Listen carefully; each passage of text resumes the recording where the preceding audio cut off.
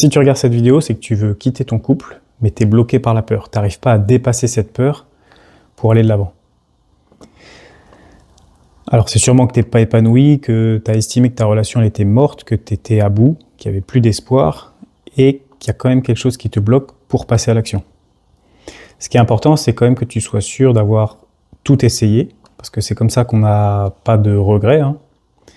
Donc que tu aies déjà essayé de faire évoluer ta relation, que tu aies déjà fait plusieurs tentatives d'évolution avec des méthodes différentes, donc soit toute seule, soit en te faisant aider, accompagner, et que tu aies laissé du temps.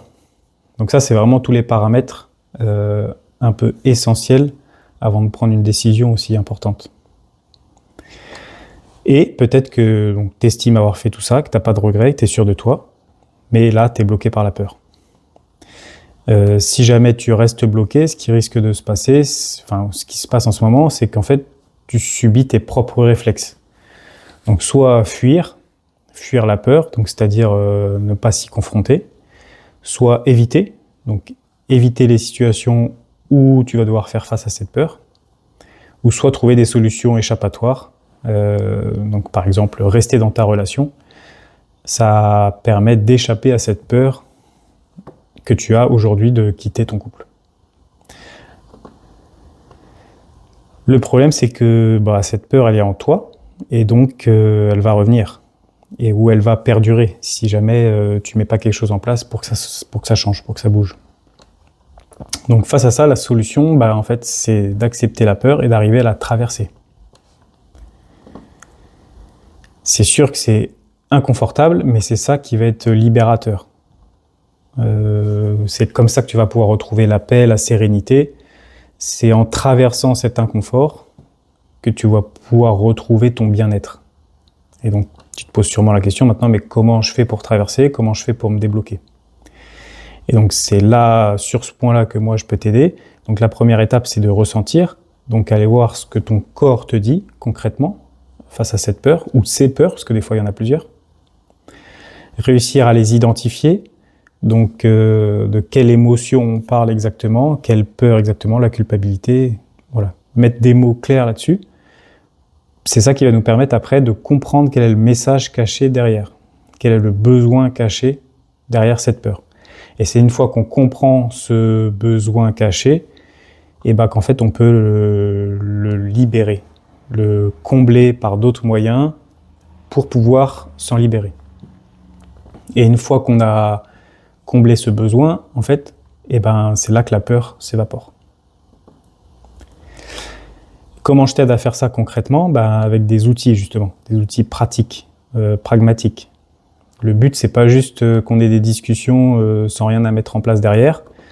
Donc ça, c'est ce que moi j'ai connu chez plusieurs psys et ça soulage un peu sur le coup de la discussion, mais après on ressort frustré parce qu'on n'a pas d'outils pratiques à mettre en place.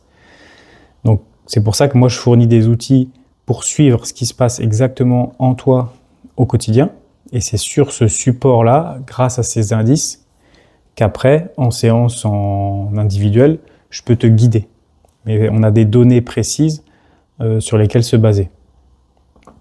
Je te donne aussi des techniques pour te réguler, que j'ai appris avec mon expérience. Donc moi, j'ai formé et accompagné des gars du GIGN dans la régulation du système nerveux autonome.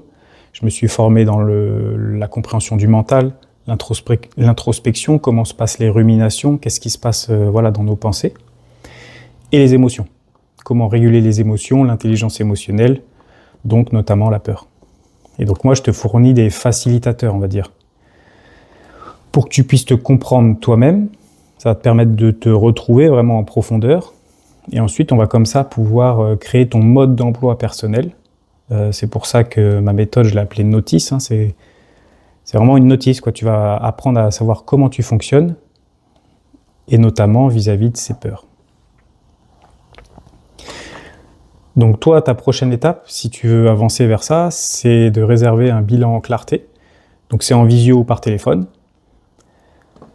C'est gratuit, ça dure 30 minutes, ça engage à rien. Et le but, en fait, c'est qu'on puisse faire le point ensemble, mettre en lumière ce qui te bloque.